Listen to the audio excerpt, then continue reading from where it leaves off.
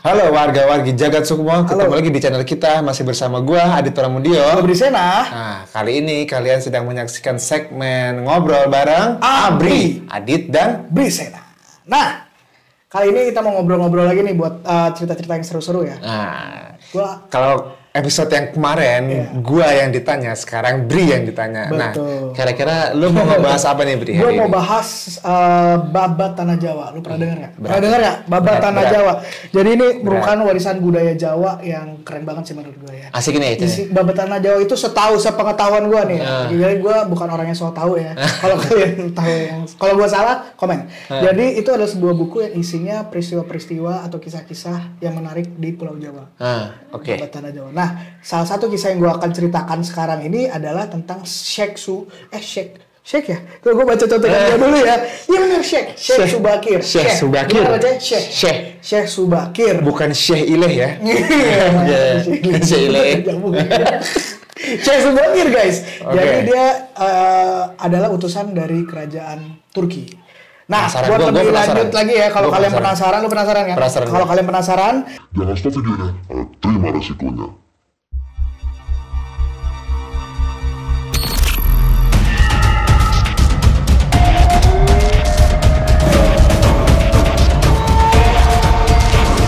Jagat Sukmo.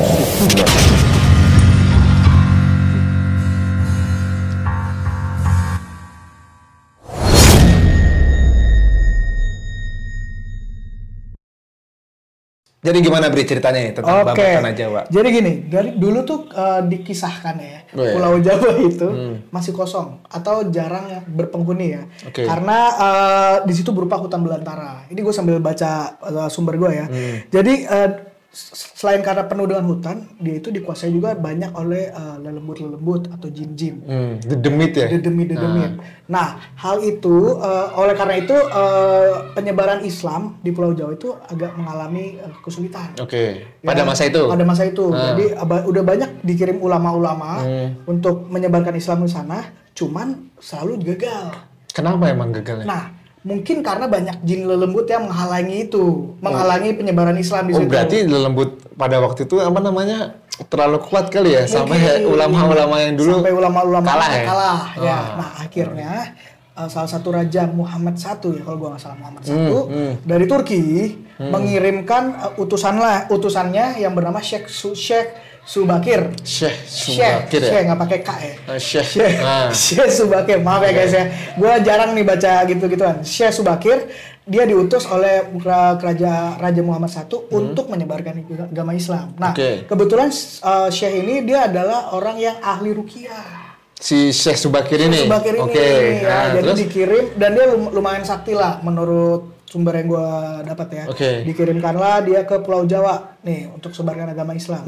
Udah dikirim, setelah sampai di Nusantara nih dia menerawang nih. Oh iya, ternyata di sini banyak lelembut atau jin-jin atau demit yang menghalangi proses penyebaran agama Islam itu. Makanya dia mau meruqyah Pulau Jawa nih. Berat ini. Yang diruqyah bukan orang lagi. Bukan orang ya? Wow, Pulau ya? diruqyah. Ya, jadi si Subakir tuh bertujuan untuk meruqyah Pulau Jawa gitu ya. Terus? Nah, dia itu dikirim ke Gunung Tidar, Magelang. Nah, kenapa ke Gunung Tidar? Jadi katanya dulu nih, ini juga fun fact ya. Dulu Gunung Tidar itu adalah sebuah paku raksasa yang ditanamkan oleh para dewa. Di Gunung Tidar itu? Gunung Tidar itu Oke. itu tadinya paku. Ini menurut legenda Pulau Jawa ya. Jadi kenapa ditanamkan paku di situ? Karena itu dianggap tengahnya Pulau Jawa. Ya. Oke. Jadi dulu di Jawa dibilang dia tidak imbang nih Pulau Jawa. Kadang-kadang berat ke kanan, berat ke kiri. Makanya dewa-dewa nih lihat, oh ini kayaknya salah satu-satunya cara kita tanam paku deh di situ di tengah-tengah Pulau Jawa. Di gunung apa tadi? Nah, Gunung Tidar itu ya? Jadi paku itu akhirnya jadi sebuah gunung namanya Gunung Tidar. Oke. Gitu. Nah, Seru-seru. Syekh Subakir itu dikirim lah ke Gunung Tidar dan katanya juga di situ pusatnya para lelembut. Malah jadi pusat terlembut ya setelah ditanam paku di situ, Gunung di Tidar Gunung itu ya. Tidar itu. Jadi udah dia pusatnya tanah Jawa. Di situ juga pusatnya lelembut. Di situ ada dedengkotnya para lelembut tuh namanya Sabda Palon. Sabda Palon. Betul. Nah, dari sumber yang gue baca, Sabda Palon juga ini dikaitkan dengan Ki Semar di Kisah Mahabharata. Oh, Pasti kalian sering dengar kan Ki Semar. Berarti kalau orang Jawa bilang itu Ki Semarnya kali ya? Iya, Ki Semarnya. Jadi sering dikaitkan Sabda Palon itu adalah sebenarnya orang yang sama dengan Ki Semar. Jadi Sabda Palon. Nah, tapi kita di sini sebutnya Sabda Palon aja ya. Karena gue belum tahu itu sumbernya benar atau enggak. Oke, Sabda Palon adalah dedengkotnya. Dedengkotnya di Pulau Jawa. Di Gunung Tidar itu. Oh, Gunung Tidar itu. Oke. Iya. Nah, oke, lanjutin ya. Jadi kenapa di Gunung Tidar? Karena itu dianggap pusatnya Pulau Jawa. Oke. Nah, si Syekh Subakir ini datang nggak dengan tangan kosong. Dia bawa 2 pusaka powerful nih, 2 pusaka yang kuat. Yang pertama bentuknya sebuah tombak, namanya tombak Kiai Sepanjang. Kiai apa? Kiai Sepanjang. Kiai Sepanjang. Panjangnya 7 meter. Oh gitu, menurut yang lu baca nih? Menurut yang gue baca panjangnya 7 meter ya. Kalau manusia biasa aja tingginya paling tinggi 2 meter, ini 3 kali manusia setinggi itu loh. Ya, 7 meter. Panjang banget, lu bayanginnya berarti orangnya tinggi ya? Sebetulnya segede apa? Kalau tombaknya aja 7 meter. Ya, itu persepsi gue aja ya. Nah, 1 tombak, 1 batu. Batu yang udah dikasih aji-ajian. Oh, ya. Mantra. Nah, batunya itu namanya Raja Aji Kalacakra. Ya, apa Raja Aji Kalacakra nama batunya. Namanya. Jadi dua pusaka ini yang dibawa Syekh Subakir dari Turki, karena dia utusan raja Turki kan, untuk istilahnya meruqyah Pulau Jawa. Dengan 2 modal alat pusaka itu. Nah, gue jelasin satu-satu ya. Pertama gue bakal jelasin si batunya dulu. Nah, jadi batu ini warnanya hitam. Batu hitam. Katanya batu ini mengandung uranium. Lo tahu uranium nggak? Uranium itu bahan kalau di dunia modern untuk ini apa? Buat nuklir. Buat nuklir. Ya, kalau di zaman modern zaman sekarang tuh uranium adalah salah satu bahan baku pembuatan nuklir. Berarti saya Subakir udah bawa itu. Udah punya batu itu tuh. Dan sekarang baru ketahuan untuk bikin nuklir ternyata. Bukan mesin jin berarti ya sekarang ya. Bukan mesin jin buat bikin nuklir ya. Nah, jadi batunya hitam dan sudah udah dimantrain. Nah, batu itu dibawa Syekh Subakir mengelilingi Gunung Tidar. Ya, dan itu ternyata punya dampak buat para lelembut. Ada efeknya. Dampaknya apa itu? Jadi panas. Para lelembut, jin-jin di sekitarnya itu jadi kepanasan karena ada batu itu. Jadi batu itu dipasang di seluruh penjuru. Di Gunung Tidar itu? Di Gunung Tidarnya dan kayaknya di seluruh penjuru Jawa juga deh, disebar. Batunya, batu warna hitam itu yang mengandung uranium itu. Itu batunya ya. Sekarang tombaknya, tombak Kiai Sepanjang itu tadi gue udah bilang, tombaknya panjangnya 7 meter. Ya, 7 meter. Dan itu ditancapkan di Gunung Tidar. Ya. Jadi kalau kalian mau browsing nih ada nih tugu, dia jadi tugu sekarang di sana. Ada. Oh, ada. Ada. Kalau lu search nanti dikasih gambarnya nih di sini nih. Ini gambarnya nih. Tugu Kiai Sepanjang. Gitu. Jadi itu sampai sekarang tuh jadi petilasan. Jadi orang kadang-kadang ada yang mau apa namanya tuh? Ziarah ke sana. Jadi memang ada tugunya. Jadi konon itu adalah tombaknya Kiai Sepanjang. Ada efeknya juga. Sama efeknya panas. Untuk si lelembut itu? Untuk para lelembut itu mereka merasa menciptakan hawa panas yang bukan main bagi para lembut dan bangsa jin yang berdiam di Gunung Tidar. Berarti dari efek itu mereka pada kabur dong? Pada kabur. Bahkan mereka kabur ke sungai-sungai pakai saking kepanasannya sampai mereka meninggalkan Gunung Tidar. Nah, efeknya juga bikin ada gempa, ada cuaca yang tadinya cerah tiba-tiba jadi gelap dalam 3 hari. Ngeri. Terus banyak nih. Terus akhirnya tadi kan kita udah sebut Sabda Palon kan. Sabda Palon akhirnya antek-anteknya mereka tuh ada yang ngelaporin. Ini ada orang yang bikin kacau nih di Gunung Tidar. Dia ngadu kan ke Sabda Palon. Nah, akhirnya Sabda Palon nemuin nih siapa sih? Nih yang cari masalah gitu lah istilahnya ya. Ngerecokin kita nih, orang kita udah ribu-ribuan tahun di sini. Tiba-tiba gara-gara dia nih kita jadi porak-poranda nih. Udah datang akhirnya ketahuan lah si Syekh Subakir ini. Ketemu nih, ditanya, lu mau tujuan lu apain? Istilah ini percakapan gua aja ya guys. Ini Syekh Subakir tujuannya apa sih bikin kayak gini? Dia bilang, emang saya mau meruqyah Pulau Jawa ini. Saya mau mengusir para lembut dan mau menyebarkan agama Islam. Dia bilang gitu. Nah, akhirnya mereka tuh mereka langsung berantem. Ya, mereka melakukan pertempuran lama banget nih. Adu sakti kali ya? Adu sakti mungkin ya. Jadi Syekh Subakir ini melawan si Sabda Palon yang dedengkotnya jin di sana di Gunung Tidar. Mereka berantem bat selama 40 hari 40 malam. Oke. 40 hari, 40 malam mereka berantem. Nggak ada yang menang, nggak ada yang kalah. Menurut sumber yang gue... Berarti seri dong. Tapi salah satu pihak kewalahan. Yaitu Siapa? Si Sabda Palon. Oh. Dia udah kewalahan karena mungkin daripada gue kalah nih ya. Mungkin dia udah mulai melemah kali ya. Kita nggak tahu ya. Lobet. Jadi mulai lobet. Terus dia akhirnya, udah deh kita bikin perundingan aja. Kita bikin perjanjian aja. Jadi mereka antara Sabda Palon dan Syekh Subakir mengadakan perjanjian. Ya, okay. Ada 2 perjanjian dari sumber gua. Yang pertama, akhirnya agama Islam diizinkan untuk disebarkan, tapi dengan tidak boleh dengan cara paksaan.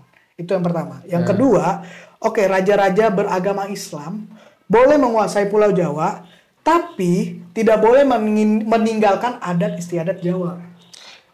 Gitu. Berarti syarat yang yang lo dapetin ya? Ya, itu dari si Sabda Palon. Akhirnya Syekh Subakir menyetujui perjanjian itu. Oke. Gitu. Nah, karena memang kan tujuan dia kan untuk menyebarkan agama Islam. Gue pernah baca juga nih, tapi syaratnya doang nih, yang gue tahu nih. Gimana? Nah, yang syaratnya itu tadi yang pertama apa lo? Boleh menyebarkan agama Islam tapi tidak boleh dipaksa. Yang kedua itu raja-raja Islam boleh memerintah Pulau Jawa tapi tidak boleh meninggalkan adat istiadat Jawa. Yang ketiga itu maksudnya yang gue tahu itu orang Jawa harus tetap menjadi orang Jawa. Tidak perlu menjadi orang di luar Jawa, jadi Arab atau apa, tetap orang Jawa gitu. Jadi kan istilahnya ini ada pendatang lah ya, Syekh Subakir ini pendatang dari Turki. Jadi walaupun gurunya orang Turki, orang Jawa tetap menjadi orang Jawa. Terus yang lainnya itu kalau saya Subakir ingin membangun tempat ibadah, jadi tempat ibadahnya itu harus ada kehindu-hinduan dan Jawanya tidak hilang. Walaupun di dalamnya itu lagi belajar agama Islam. Karena yang agama yang tersebar duluan di Indonesia itu agama Hindu ya. Agama Hindu. Makanya kita kalau belajar kerajaan-kerajaan tuh, kerajaan pasti kerajaan Hindu Buddha gitu. Baru datanglah kerajaan Islam. Mungkin ini zaman-zamannya Islam mulai mau masuk ke Indonesia. Ya, masuk Nusantara tuh. Mungkin di Pulau Jawa melalui Syekh Subakir itu. Nah, yang gue baca juga, Syekh Subakir itu merupakan salah satu angkatan pertamanya Wali Songo. Wah, ini nih. Nah, ini belum tentu benar, guys. Kalau kalian tahu yang benar kayak apa, komen ya. Kalau gue salah, gue minta maaf. Nah, jadi gitu ceritanya, Dit. Jadi sejak saat itu Pulau Jawa mulai tidak terlalu angker lagi. Semenjak Syekh Subakir datang dan meruqyah Pulau Jawa. Akhirnya ulama-ulama dari berbagai negara yang mau menyebarkan agama Islam, istilahnya dia yang buka jalan gitu. Babat alas ya, berarti benar. Dibilangnya babat tanah Jawa. Buka tanah Jawa. Jalan. Tapi kan itu kan agama Islamnya, tapi kan di perjanjiannya itu tidak boleh ada paksaan ya. Betul. Berarti kan nggak cuma Islam doang yang masuk. Betul. Ada yang Kristen, ada yang Buddha. Makanya Pancasila kan kalau Indonesia. Bhinneka Tunggal Ika. Betul. Nah, tadi kan gue udah bilang ya, lelembut-lelembutnya akhirnya kan kepanasan. Udah gak nyaman lagi di tempat mereka itu di Jawa itu, di Gunung Tidar itu. Nah, mereka tuh ada yang lari ke berbagai daerah. Nih, ini dari sumber gua, jadi ada yang lari pertama ke Alas Roban. Alas Roban Jawa Tengah. Makanya kita sering banget dengar banyak hantu-hantu di kisah-kisah misteri di Alas Roban. Mungkin ini adalah bekas-bekasnya jin-jin yang dari Gunung Tidar itu. Bisa jadi kerajaan-kerajaan. Betul, pecahannya. Kedua ada di Gunung Merapi. Ada di Merapi itu. Ada. Ketiga ada di Alas Purwo. Jawa Timur juga. Keempat ada di, tebak di mana? Kira-kira yang kental banget. Cerita mistis ya. Jawa Timur ya? Daerah, dia bukan nama daerah. Lagi tebak-tebakan. Ini di pantai selatan. Di pantai selatan. Gitu. Berarti adanya Nyi Roro Kidul mungkin pecahan dari situ kali ya? Iya. Ya? Bisa jadi. Jadi nyonya di selatan. Nah, makanya itu mungkin dengan adanya bukan pecahan sih ya, maksudnya pentalan dari para lelembut itu ajaran-ajaran kejawen di Jawa itu masih kental ya. Bisa jadi. Kejawen itu lu bisa jelasin nggak sih? Gue agak-agak kurang ngerti tuh artinya kejawen. Kejawen itu apa ya? Yang gue tahu nih ya, maksudnya itu tuh Manunggal Kaula Gusti. Nah, Manunggal Kaula Gusti itu percaya sama Tuhan. Aduh, gue nggak tahu ya, takut salah nih. Gue mohon maaf, takut salah ya. Percaya sama Tuhan, tapi tidak menjalankan perintah Tuhan. Dan kalau gue salah, tolong bantu komen ya. Oke. Yang gue tahu itu. Jadi kayak misalkan ada orang Jawa Islam, dia itu ya percaya Tuhan, tapi dia tidak menjalankan itu, menjalankan perintah di dalam Islamnya itu. Makanya gara-gara perjanjian itu bisa jadi kan. Turunannya kali ya. Iya. Tapi gue mohon maaf ya kalau gue nggak tahu, tolong bantu komentar. Nah terus selain kejawanya terus ada sesajen juga. Kan sesajen itu dari agama apa? Hindu ya. Karena mirip ya, di Bali kan banyak banget sesajen. Oke. Jadi adat-adat di apa? Adat-adatnya tidak ditinggalkan ya. Ini ngomonginnya bukan di Jabodetabek ya, Bri ya. Kalau Jabodetabek udah nggak ada ya. Ya maksudnya selain agamanya Hindu itu ya.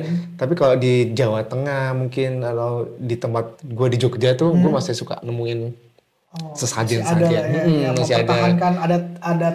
Itu mah nggak masalah karena keyakinan mereka ya kan, terserah masing-masing. Betul. Cuman kita manusia itu hidup berbuat baik lah. Ya, itu yang kita lihat gitu, sesajen gitu. Nah, terus yang gue lihat juga nih Bri, lu sering lihat lah ya di Jabodetabek atau di Indonesia ini, kalau ada orang nikahan, itu ada apa namanya, janur kuning. Janur kuning. Ya itu. Nah, entah lu orang Kristen, gue orang Islam, lu kalau nikah pasti ada janur kuning sebagai tanda ya. Itu yang gue tahu itu ya itu dari Hindu itu. Oh itu adalah salah satu atribut Hindu ya. Oh benar gue di Bali juga sering banget sih lihat. Nah kan janur gitu. Janur kuning itu. Tapi mudah-mudahan kalau gue salah lu komen benerin ya. Itu sepengetahuan kita. Gitu. Pengetahuan gue gak terlalu banyak. Betul. Tapi yang gue lihat seperti itu gitu. Jadi emang ya bener ya, cerita-cerita kisah-kisah legenda ini kalau mau kita sambung-sambungin kayak ujung-ujungnya iya bener juga. Jadi kayak cocokologi lah. Iya cocokologi bener. Cocokologi jadi nyambung ternyata ada di satu atasnya tuh ada pucuk itu ada gitu. Bener. Ternyata sambungnya ke sini. Oh iya bener. Pantesan begini gitu. So tahu gue. Iya. Kita sudahi saja kali ya. Sudah saja. Mudah-mudahan teman-teman ada yang komentar. Ya, kalau kalian ada fakta-fakta yang menarik, mungkin gue terlewatkan tadi ya, atau gue salah juga nih, kalian boleh di kolom komen. Komen aja banyak-banyak, nanti kita pasti bacain satu-satu. Mudah-mudahan dibacain. Betul. Terus gue mohon maaf ya kalau gue ada salah-salah kata tadi mengenai yang gue omongin atau tentang Bri yang ngomongin. Iya. Mudah-mudahan. Karena manusia nggak pernah sempurna. Iya, karena yang sempurna adalah yang Maha Kuasa. Yang Maha Kuasa. Kenapa jadi begitu ya? Bukan Bunda Dorce? Bukan. Ketahuan nih gue umurnya berapa nih kalau tahu yang.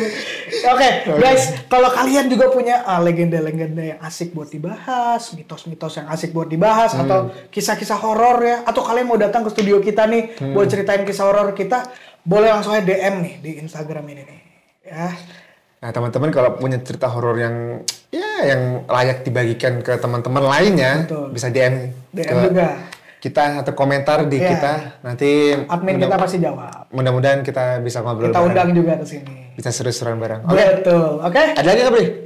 Sampai ketemu aja di video selanjutnya. Gua Bri Sena. Gua Adit Pramodio. Sampai jumpa. Bye.